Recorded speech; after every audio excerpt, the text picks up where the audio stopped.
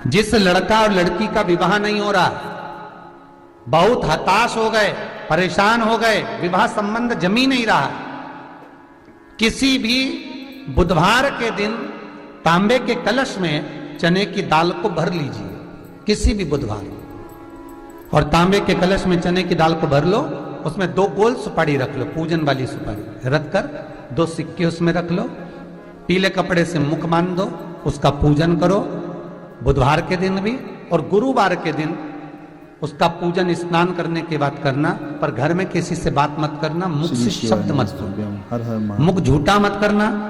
पूजन करने के बाद उल्टे हाथ पर कलश को रखकर सीधे हाथ से ढककर कोई ब्राह्मण के घर में जाकर साथ में किसी को ले जाओ, बिना बोले, बिना बात करे, बिना कहे, साथ जाकर ब्राह्मण का दरवाजा बजा दे, बात कर ले और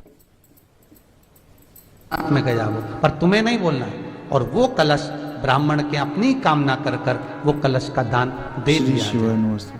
महाराज ज्यादा से ज्यादा 4 महीना 3 महीने के अंदर विवाह संबंध पक्का हो जाता है। विवाह संबंध, चने की दाल का दान कुछ सहज नहीं है। जिस नारी का रजोधर्म के अंतर्गत नारी को जो परेशानियां होती हैं, कोई के 8 दिन पहले, 4 दिन पहले, 3 दिन पहले कहीं ना कहीं रजोधर्म के अंतर्गत जो बीमारियां होती हैं, उसके लिए महाराज 7 चने की दाल के दाने तुलसी महारानी के सामने कटोरी में रखकर तुलसी के 3 पत्ते उसमें डालकर अपनी मनोकामना कर कर तुलसी में 3 बार जल छोड़कर वो तुलसी और वो चने की दाल ले जाएं और उसको धीरे धीरे कर कर एक एक कर कर सुबह शाम दोपहर में उसको खा लीजिए। रजोधर्म से जुड़ी हुई परेशानी समाप्त।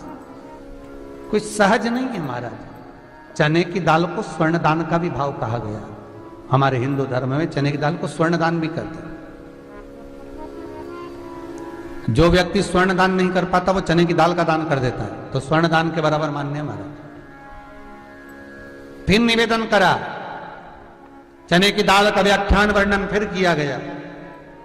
मान लो कोई प्लाट है, कोई प्रॉपर्टी है, कोई जमीन है, कोई जायदाद और नहीं बिक रही, बहुत परेशान हो गए, लाखों करोड़ों रुपए तुम्हारे डूब गए और ये प्रॉपर्टी बिके, तब तुम उबरो, तो उसके लिए चने की दाल को 1 रात्रि पहले रविवार के दिन घर में गला लीजिए और उसको गलाकर दूसरे दिन उसमें थोड़ा सा चंदन मिलाकर पीस लीजिए।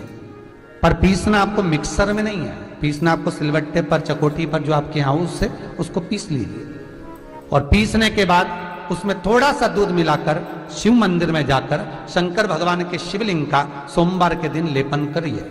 लेपन कर कर अपनी कामना कर कर शिवलिंग पर 3 उंगलियां लगा लीजिए हमारे, अपनी कामना कर कर। जो 3 उंगलियां आपने लगाई है, उंगली हटाते समय चंदन के लेपन को जो लगाया आपने, चने की दाल का लेपन, स्वर्ण का लेपन, उसको हम कहते हैं स्वर्ण लेपन, उसको लेकर आ जाइए महाराज। उसको थोड़ा सा लेकर आ जाओ, एक किसी भी फूल में उसको लगाकर जो जमीन, जो प्रॉपर्टी, जो जगह बेचना है वहां पटक दीजिए महाराज। उसके ग्राहक आना चालू हो जाएंगे और वो प्रॉपर्टी शीघ्र बिक जाएगी। अपनी कामना के अनुसार बिकेगी कि कितने में आपको बेचना, अपने अनुसार। महाराज चने की दाल स्वर्ण दान के बराबर है। चने की दाल को सहज नहीं समझा जाता। गुरु भक्ति के लिए बहुत मूल है। माताएं कई बार पीले गुरुवार करती हैं या केले के पेड़ के नीचे पूजन करती है तो चने दाल समर्पित करती है। क्यों करती है? उसका भाव है स्वर्ण दान के बराबर,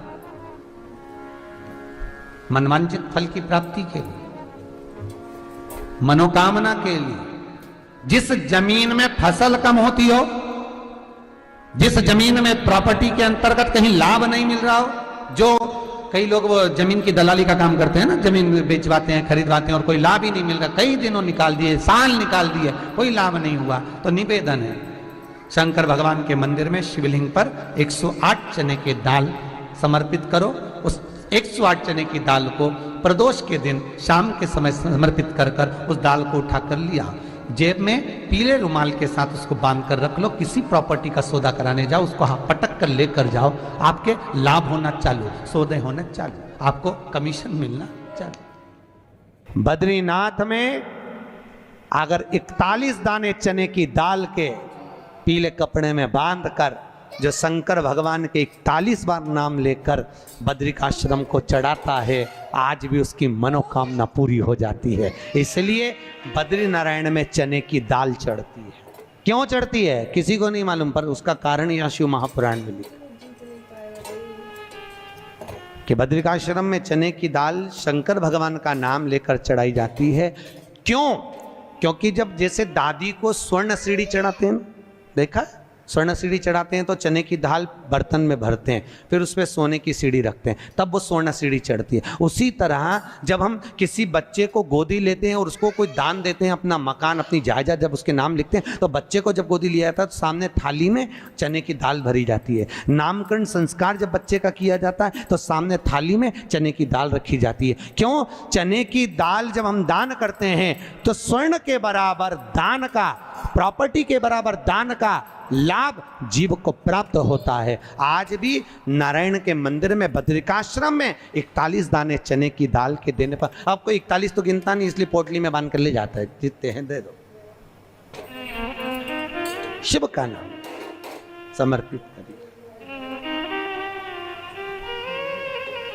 हर हर भगवान शिव का नाम लेकर बद्रिकाश्रम में चने की दाल का दान। अच्छा, इसलिए केदारनाथ में जपा जाता है नारायण नारायण, और बद्री आश्रम में जपा जाता है ओम नमः शिवाय। दोनों जगह विपरीत दशा है। केदारनाथ जी में क्या जपना चाहिए? श्रीमन नारायण, ओम नमो भगवते वासुदेवाय, श्री कृष्ण शरणम मम। ऐसे केदारनाथ जी में बैठकर भगवान का नाम का जाप करना चाहिए। और बद्रिकाश्रम में जब भी जाओ तो मुख से ओम नमः शिवाय, ओम नमः शिवाय। जैसे व्यक्ति का कोई काम नहीं हो रहा हो, बहुत दिन से लगे, बहुत समय से लगे, ये काम हो ही नहीं रहा, तो शंकर जी का नाम को उल्टा कर कर जपना चालू कर दो। नमः शिवाय ओम। सीधा नाम क्या है? ओम नमः शिवाय, शिवाय नमः ओम।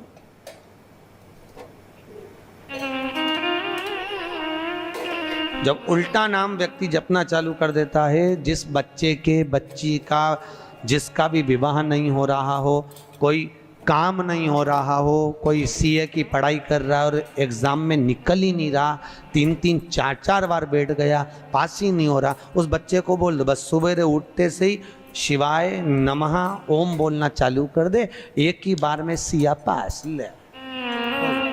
कहा करत बा, जॉब नहीं लग रहा हो, जब उल्टा उल्टा जप ले। ये उसी में का हाल है। जैसे किसी व्यक्ति से अपने को पैसा लेना है और दे नहीं रहा, क्या करना है? सूर्य नारायण भगवान को अर्घ दो। तो 21 दाने लाल मिर्ची के जो दाने होते हैं, देखें लाल मिर्ची के अंदर दाने होते हैं, उसके 21 दाने निकालकर पानी में डाल दो और पानी में डालकर उसी जल से सूर्य को अर्घ दे दो। उस व्यक्ति का नाम लेकर जिससे पैसा लेना है, हाथ जोड़कर देने आता है, तुरंत 3 महीने के अंदर पैसा लौटा दे, तुरंत हाथ जोड़कर।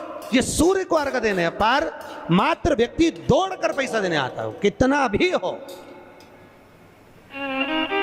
रहने नहीं देता प्रचंड। शिव के सिवा दुनिया में कोई दानी नहीं, शंकर जैसा कोई दानी नहीं हो सकता। स्वयं कैलाश पर रहता है और दुनिया को लखपति, करोड़पति, आनंदपति बनाकर भेज देता है।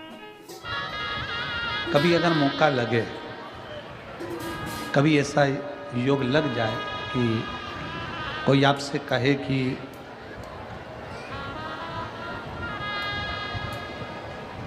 आपके शरीर में बहुत भारी कोई रोग हो गया और बहुत बड़ा रोग है, बहुत रोग, और शरीर में बहुत बड़ा रोग हो गया हो और वो रोग समाप्त नहीं हो रहा, वो रोग समाप्ति की ओर जा ही नहीं रहा,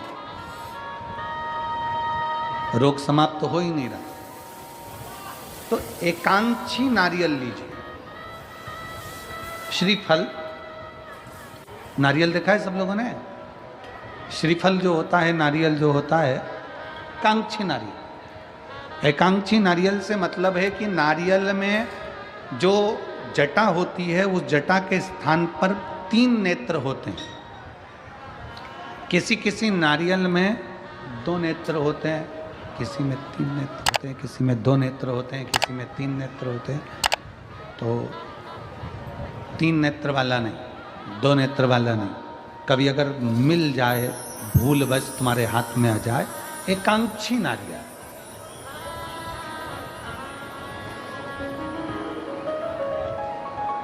एक नेत्र वाला। पहले बताओ देखा है कि नहीं देखा, पहले ये तो बोलो कि नारियल के पीछे 3 आंखें दिखती हैं, 3 आंखें, किसी में 2 आंखें नजर आती हैं। उसी तरह एक एकांक्षी नारियल, एक नेत्र वाला। कभी अगर मौका लगे और अगर रोग बढ़ी बढ़ रहा है, घट नहीं रहा, तकलीफ बड़ी बढ़ रही है, घट नहीं रही, सारे इलाज करवा लिए, सारी दवाइयाँ ले ली, सारी जांचें करवा ली, सारे डॉक्टरों को दिखा लिया, उसके बाद भी अगर आराम नहीं लग रहा है तो एकांक्षी नारियल। और उस एकांक्षी नारियल के साथ में 7 दुर्वा, 7 बेलपत्र,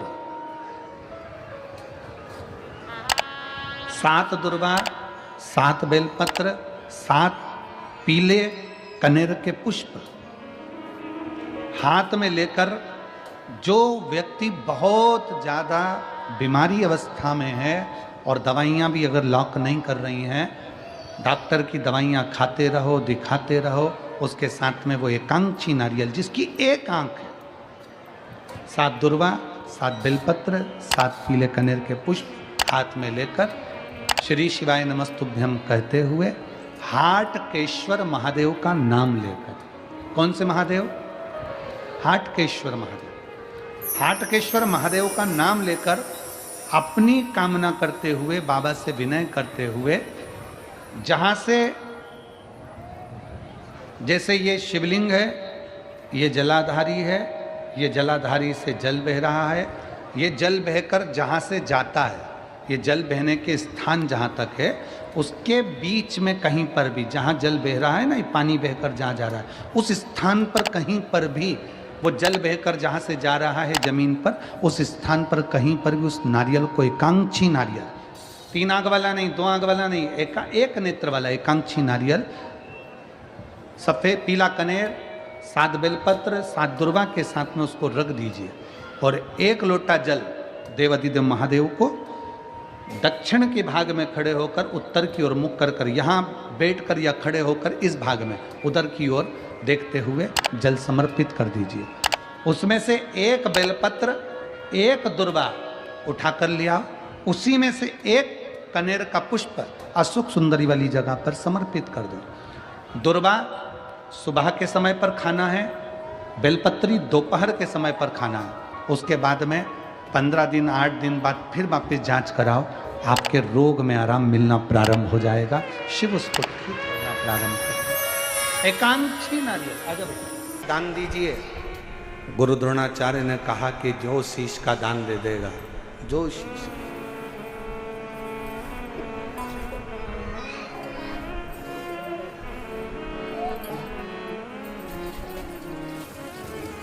मेरे शंभू ने कहा, मेरे शंकर ने, इस पवित्र कथा का आनंद कर रहा है, हस्तिनापुर महापुराण की कथा कर रही है, जो शीश का दान देगा वो मुझसे शस्त्र विद्या सीख लेगा।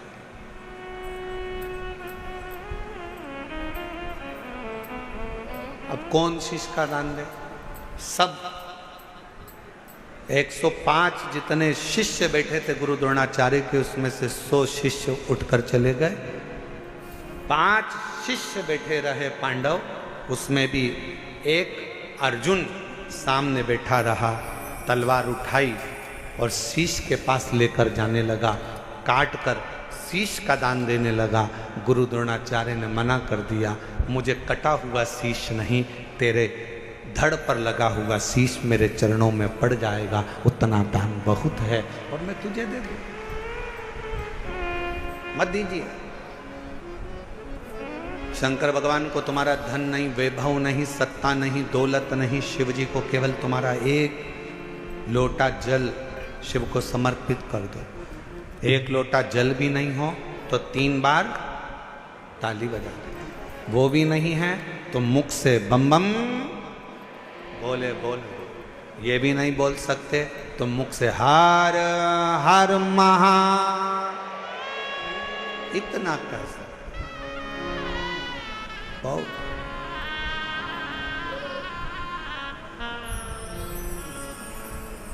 कुछ नहीं। जिस दिन अहंकार छोड़कर, अभिमत्ता त्याग कर, अभिमान का त्याग कर कर जिस दिन अहंकार को छोड़कर तुम शिव की ओर बढ़ोगे, शिव तुम्हें प्राप्त हो जाए। हस्तिनापुर शिव महापुराण की कथा में हस्तिन नाम का जो राजा था वो शंकर का परम उपासक था, जिसने इस राज्य को बसाया था।